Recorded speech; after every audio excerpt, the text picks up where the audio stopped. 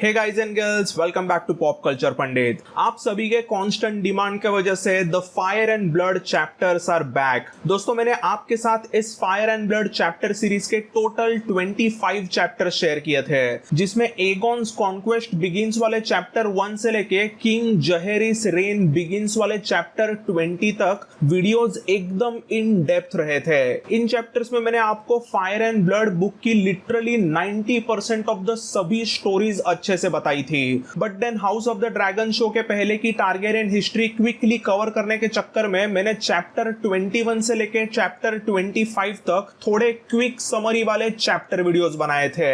अब ये बात कुछ लोगों को पसंद नहीं आई और कई लोग मुझे फायर एंड ब्लड के चैप्टर्स वापस शुरू करने के लिए कह रहे थे। So friends, here I am. आज से हर week house of the dragon के रिलेटेड वीडियोस तो आते ही रहेंगे, बट मैं फायर एंड ब्लड का भी एक या कभी कभी 2 चैप्टर ऐसे ही वीकली अपलोड करता ही रहूंगा। सो विदाउट फर्दर अडो, चलो जानते हैं फायर एंड ब्लड के one of my favourite Targaryen राइना Targaryen के स्टोरी के बारे में। सो राइना सेकंड टारगेरियन किंग एनिस और क्वीन एलिसा टारगेरियन की फर्स्ट बॉर्न बेटी थी और बचपन से ही हमें हिंट्स मिले हैं कि वो प्रोबेबली लेस्बियन है। यही कुछ 8 साल के उम्र से लेके 14 साल के उम्र तक हमेशा वो अपने hand maidens, ladies in waiting और अपने गर्ल कंपेनियंस के साथ में कुछ बहुत ही क्लोज हो जाती। और ये चीजें मैंने पहले के कई सारे चैप्टर्स में अच्छे से कवर की है। मैंने आपको बताया था कि कैसे राइना बचपन से लेके यही कुछ टीनेज के उम्र तक वो हमेशा लड़कियों के साथ बहुत चिपकती थी।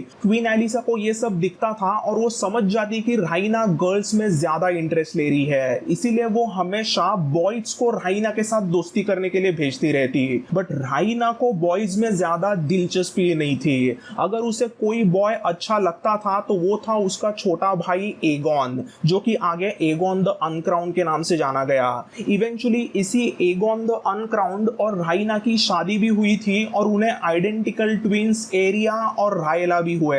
बट ऐसा लगता है मानो राइना ने ये शादी सिर्फ और सिर्फ जिम्मेदारियों के कारण की थी। ऑब्वियसली वेस्टेरोस में एक टारगेरियन प्रिंसेस लेस्बियन होना मतलब इसे कोई नहीं अपनाता। सो मे बी इसी वजह से उसने एगॉन के साथ शादी की थी, ऐसा लगता है। जैसे जैसे ये स्टोरी आगे बढ़ती है तब ऐसा लगता है मानो राइना एक बायसेक्सुअल कैरेक्टर बन के उभर के आती है और उसे मर्द और औरतें दोनों पसंद है, बट ज्यादातर उसे लड़कियां ही पसंद होती है। अब राइना टारगेरियन के बर्थ ईयर 23 AC से लेके 48 AC तक की उसकी पूरी स्टोरी मैंने पहले के अलग अलग चैप्टर्स में अच्छे से कवर की है। मैंने आपको उसके एगॉन के साथ हुए शादी के बारे में सब कुछ बताया, फिर उसको जो 2 बेटियां हुई उसके बारे में बताया, फिर उसे लैनिस्टर्स ने कैसी पनाह दी उसके बारे में बताया, और फिर उसको एक ब्लैक ब्राइड के तौर पे मेगोर ने उसे 6th वाइफ के तौर पे कैसे लिया वो भी बताया। बट देन चैप्टर 16 और 17 में राइना का मैंने आखिरी बार जिक्र किया था। मैंने बताया था कि कैसे बॉय किंग जहेरिस का ओल्ड टाउन में कोरोनेशन का सेरेमनी हुआ और उसके बाद में उसकी बड़ी बहन राइना उसके खूबसूरत ड्रैगन ड्रीम फायर पे बैठ के सीधा फेयर आइलैंड्स चली जाती है। अराउंड 49 AC किंग्स लैंडिंग में कुछ अजीब ही हंगामा शुरू हो गया था, क्योंकि बॉय किंग जहेरिस अपने सिस्टर एलिसन के साथ ड्रैगन स्टोन पे भाग गया था। और उन दोनों दीवानों ने क्या क्या किया ये हमने सब कुछ पहले ही देखा है। बट उसी साल दूसरे तरफ फेयर आइलैंड्स में राइना ने भी वहां के लॉर्ड मार्क फारमान के सबसे छोटे बेटे एंड्रू फारमान के साथ शादी कर डाली और उसके कुछ अलग ही किस्से शुरू हो गए। अगर आपको याद है तो मैंने आपको बताया था कि कैसे राइना ने अपने टारगेरियन फैमिली मेंबर्स को उसके और एंड्रू फारमान के शादी में न्योता नहीं दिया। उसने अपने ही फैमिली मेंबर्स को उसके शादी में नहीं बुलाया था और उसके बाद में राइना ने कुछ बीमारी का रीजन देके अपने माँ एलिसा का गोल्डन वेडिंग अटेंड नहीं किया था। बट असल में ये बीमारी का रीजन झूठ था। एक्चुअली राइना उसके माँ एलिसा से बहुत खफा थी, क्योंकि राइना को ऐसा लगता था कि मेगोर के मरने के बाद में उसे खुद को आयरन थ्रोन का तख्त मिलना चाहिए था, क्योंकि आफ्टर ऑल वो किंग एनिस की फर्स्ट बॉर्न बेटी है। राइना को लगता था कि उसके माँ एलिसा ने उसके छोटे भाई जहेरिस को उसके ऊपर प्रिफर किया। इस बात का राइना को बहुत बहुत गुस्सा आया रहता है। वो अपने हस्बैंड एंड्रू को बताती है, Andrew, I thought my mother loved me but instead my own mother conspired against me. ऐसा सब गुस्से में वो अपने हस्बैंड एंड्रू को बताती रहती। सो इस तरीके से वो काफी गुस्से में कई चीजें अपने हस्बैंड एंड्रू को बताती, बट फिर भी वो फेयर आइलैंड पर काफी खुश थी क्योंकि उसका हस्बैंड एंड्रू वहां था और उसका फेवरेट प्यारा ड्रैगन ड्रीम फायर भी उसके साथ वहीं पे था। अब यहाँ हम थोड़ा सा राइना के हस्बैंड एंड्रू फारमान के बारे में जानते हैं। एंड्रू वैसे तो दिखने में एकदम गुड लुकिंग बंदा था, बट एंड्रू के लुक्स मर्दानी नहीं थे। फेयर आइलैंड के काउंसिल के बहुत सारे लॉर्ड्स और वहां के बहुत सारे स्मॉल फोक एंड्रू को सीधा वो लड़की है करके बोलते थे। एंड्रू फारमान का हमेशा पीठ पीछे गंदा मजाक उड़ाया जाता। वैसे तो एंड्रू फेयर कैसल के लॉर्ड मार्क फारमान का यंगेस्ट सन था, बट राइना जैसे एक सीनियर टारगेरियन प्रिंसेस ने एंड्रू को अपना हस्बैंड चुनना, ये बात किसी को हजम नहीं होती। अगर राइना को कोई पूछता भी कि उसने एंड्रू को हस्बैंड बनाने जैसा इतना पसंद क्या कर लिया, तो वो कहती कि he was kind to me. अब पता नहीं बस सिर्फ काइंड होने से कौन सी टारगेरियन प्रिंसेस पड़ जाती है। सो ऐसे राइना कुछ भी झूठ लोगों को बता दे, बट राइना के एंड्रू फारमान से शादी करने का और फेयर आइलैंड पे रहने का असली रीजन था लॉर्ड मार्क फारमान की बेटी और एंड्रू फारमान की बड़ी बहन एलिसा फारमान, जो एक बहुत ही बैडएस बंदी थी। बचपन से ही एलिसा को जहाज में बैठ के सेलिंग करना बहुत पसंद था और वो सिर्फ यही कुछ 20 ईयर ओल्ड होते होते फेयर आइलैंड की one of the best seller बन चुकी थी। एलिसा का ख्वाब था कि एक दिन वो बड़े जहाज की कैप्टन बनेगी और पूरी दुनिया घूमेगी। एलिसा को लेके फेयर आइलैंड्स के सेलर्स और फिशरमैन में बहुत ज्यादा रिस्पेक्ट था और इसी एलिसा से राइना की बहुत खास दोस्ती हो जाती है। दोनों भी हमेशा से ही लड़कों में ज्यादा इंटरेस्टेड नहीं थे और धीरे धीरे वो एक दूसरे के प्यार में पड़ने लगते हैं। अब एसोस और वेस्टरोस में डॉर्न में ऐसे होमोसेक्सुअल लेस्बियन रिलेशनशिप्स को बिंदास अपनाया जाता है, बट ज्यादातर वेस्टरोस में ऐसे रिलेशनशिप को अपनाया नहीं जाता और इसीलिए राइना ने एंड्रू फारमान से शादी कर ली ताकि वो फेयर आइलैंड्स पे रह सके। बट उसका असली मकसद था कि एलिसा फारमान के वो नजदीक रह सके। राइना के लिए उसका हस्बैंड एंड्रू फारमान बस एक जरिया था जिससे उसे एलिसा के करीब रहने मिल रहा था। सो जब राइना और एंड्रू की जो शादी वाला फंक्शन हुआ था, तब उस फंक्शन में राइना की पुरानी गर्लफ्रेंड्स एलेन रॉयस और समांथा स्टोकवर्थ भी आए थे, जिनके बारे में मैंने चैप्टर 9 और चैप्टर 10 में बताया था।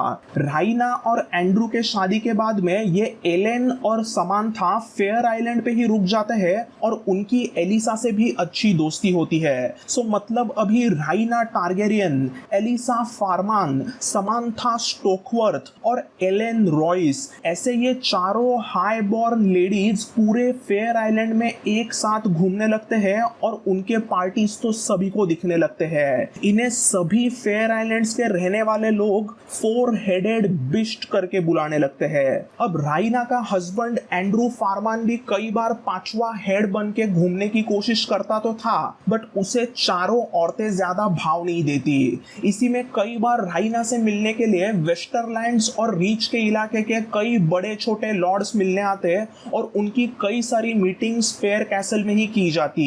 इन मीटिंग्स को ये 4 हेडेड बिस्ट अटेंड करती, बट फेयर कैसल के एक्चुअल लॉर्ड मार्क फारमान को कोई ज्यादा अटेंशन ही नहीं देता। खुद मार्क फारमान को ही भाव नहीं मिलता।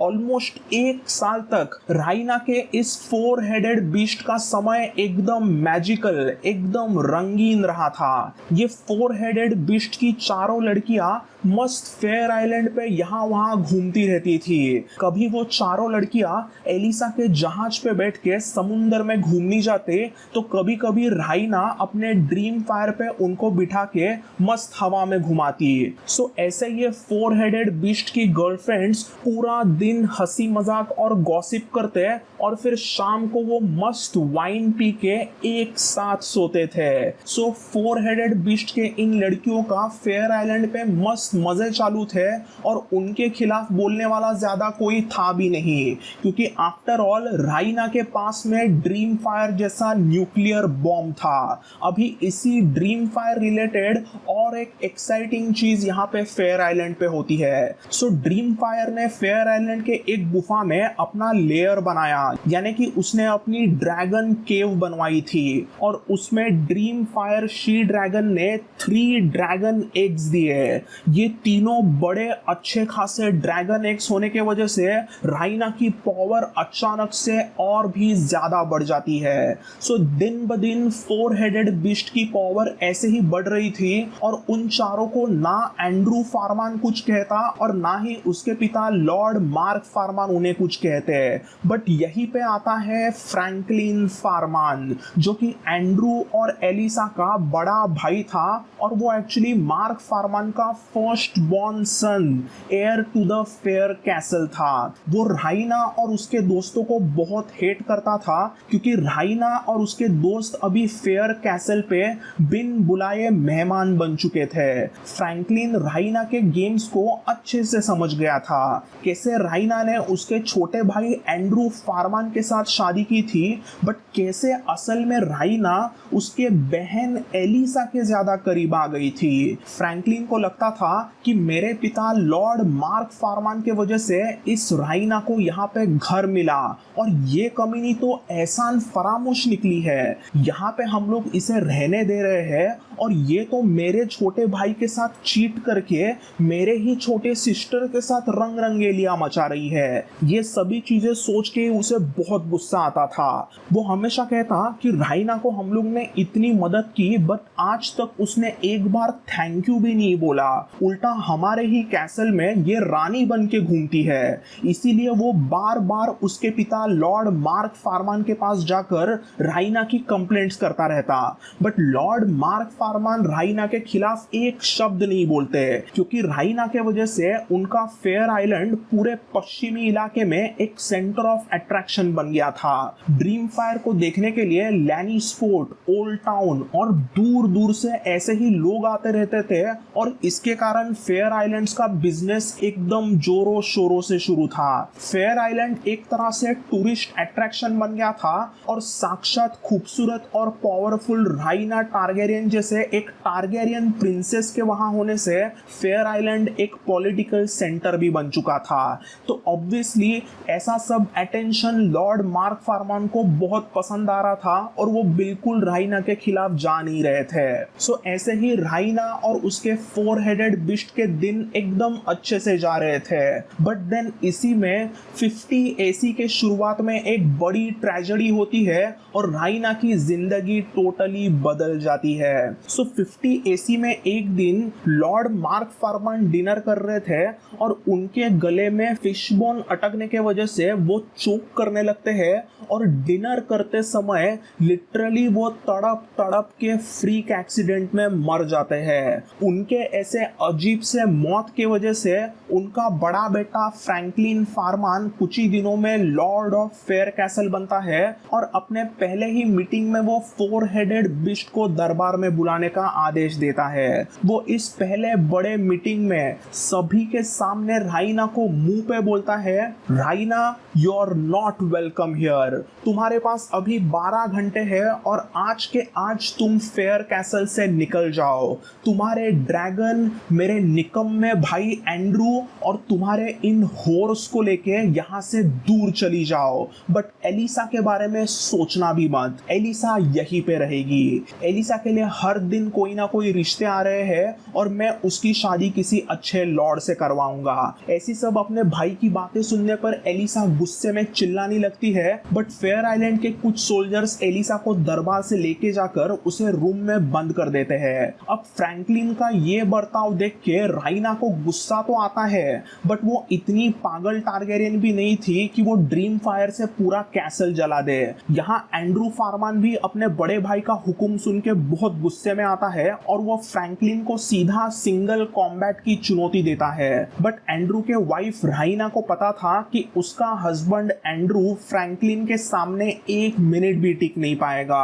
राइना यहाँ पे एंड्रू को बोलती है, my love please Franklin would cut you in pieces. मैं नहीं चाहती कि मैं जिंदगी में तीसरी बार विधवा बन जाऊं। तुम्हारे मरने के बाद सभी वेस्टरोसी लोग मुझे हस्बैंड्स को मारने वाली चुड़ैल कहने लगेंगे। सो तुम थोड़ा सा ठंडा लो, हम यहाँ से चले जाएंगे। ऐसा सब फेयर कैसल के दरबार में बड़ा कांड होने के बाद में finally queen in the west Rhaena Targaryen उसी दिन शाम को एक शिप में बैठ के लैनिस्पोर्ट के लिए निकलती है। And guess what, even Elissa Farman भी भेष बदल के बराबर से छुपके से उस शिप में आती है और वो भी अपने दोस्तों के साथ वहां से भाग जाती है। लैनिस्पोर्ट में आने के बाद लाइमन और जकोस्टा लैनिस्टर 4 हेडेड बिस्ट के चारों औरतों का अच्छे से स्वागत करते हैं। लैनिस्पोर्ट में लाइमन और जकोस्टा ऑलमोस्ट कुछ 1 महीने तक अपनी लैनिस्टर वाली एकदम शानदार मेहमान नवाजी दिखाते हैं। बट फिर एग्जैक्टली 1 महीने के बाद अचानक लैनिस्टर्स की काली करतूतें बाहर आने लगती है। पहले तो जकोस्टा 4 हेडेड बिस्ट के चारों औरतों के लिए कुछ लेडीज इन वेटिंग रखती है और ये लेडीज इन वेटिंग वाली लड़कियां जकोस्टा के लिए जासूसी करने लगते हैं। एक बार एलेन रॉयस ने समांथा स्टोकवर्थ को कुछ तो कह दिया था और ये बात ऑटोमेटिकली जकोस्टा को पता चलती है। इसके बारे में एलेन रॉयस को बराबर से समझता है कि जकोस्टा लैनिस्टर की ये जो लेडीज इन वेटिंग है वो जकोस्टा के लिए जासूसी कर रहे हैं और उन चारों की बातें वो सब सुन के बराबर जकोस्टा को बताते हैं। सो ये तो हुआ एक किस्सा। बट फिर एक दिन ऐसे ही अचानक कैसरली रॉक पे लाइमन लैनिस्टर का बास्टर्ड बेटा सर टाइलर हिल आ जाता है और ये भाई आते ही राइना के सामने हीरोपंती करते करते बिंदास फ्लर्टिंग शुरू करता है। बेचारी राइना बहुत अनकंफर्टेबल हो जाती है। But Tyler lord Lyman Lannister का बेटा है तो वो कुछ बोल नहीं पाती। इसमें सबसे सैड बात तो ये थी कि टाइलर हिल एंड्रू फार्मान के सामने राइना के साथ फ्लर्ट करता था। बट उस मंदबुद्धि एंड्रू को समझता भी नहीं था कि कोई दूसरा मर्द उसके बीवी के करीब जाने की कोशिश कर रहा है। टाइलर हिल के हरकतों से ये तो साफ दिख रहा था कि लाइमन लैनिस्टर को इस टाइलर हिल की शादी राइना से करानी है। बट राइना इस टाइलर हिल को बिल्कुल भी अटेंशन नहीं देती। उसका मन तो करता था कि वो इस बंदे टाइलर को एक लाफा मार दे, बट वो हमेशा उससे अच्छे से पेश आती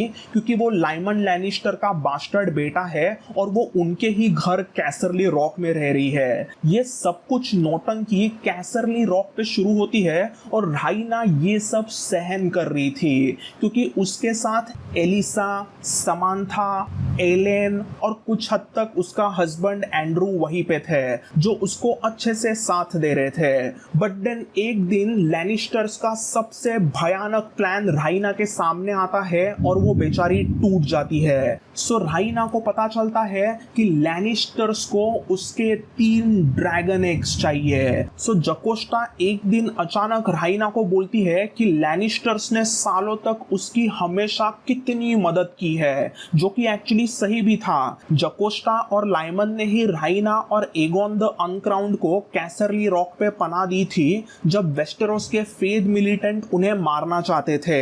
बट उस हेल्प के बदले में यहाँ पे जकोस्टा सीधा ड्रैगन एग्स मांगती है। वो कहती है, राइना क्यों ना तुम हमें गिफ्ट के तौर पे एक ड्रैगन एग दे दो। वाह क्या बात है। अब ऐसे गिफ्ट मांगने वाले लोग किसे पसंद है। वैसे ही एक बार तो लाइमन लैनिस्टर ने सीधा राइना को ढेर सारा सोना ऑफर कर दिया और ड्रैगन एग खरीदने की बात कर डाली। ये सुन के तो राइना को बहुत गुस्सा आता है और वो वहां से निकल के आती है। राइना उसी दिन अपने तीनों दोस्तों के सामने रोते हुए इमोशनल होके बोलती है, गर्ल्स अब हम यहाँ पे नहीं रह सकते। मैंने इतने साल जकोस्टा दीदी को मेरा करीबी दोस्त माना, लाइमन को मैंने इतना रिस्पेक्ट दिया, बट उन दोनों ने मुझसे अब मेरे ड्रैगन एग्स छीनने की बात की है। मुझे हमेशा लगा कि वो मेरे दोनों अच्छे दोस्त हैं, बट पता नहीं ये लैनिस्टर्स अभी अचानक से ऐसा बर्ताव क्यों कर रहे हैं।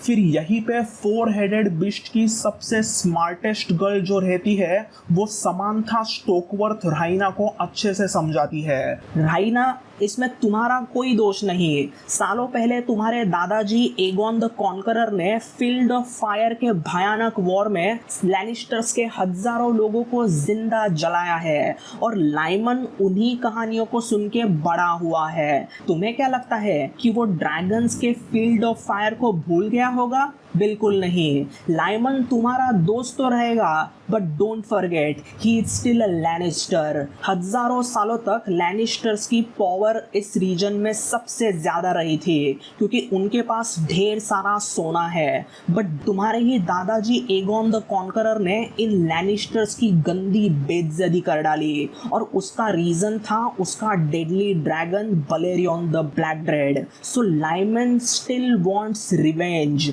वैसे तो लाइमन अभी कुछ कर नहीं सकता क्योंकि तुम्हारे हाउस के पास अभी बहुत सारे ड्रैगन्स है। सो वो इसीलिए तुमसे ड्रैगन एग चाहता है ताकि उनके हाउस का भी कोई एक बड़ा ड्रैगन बने और वो भी पावरफुल बने।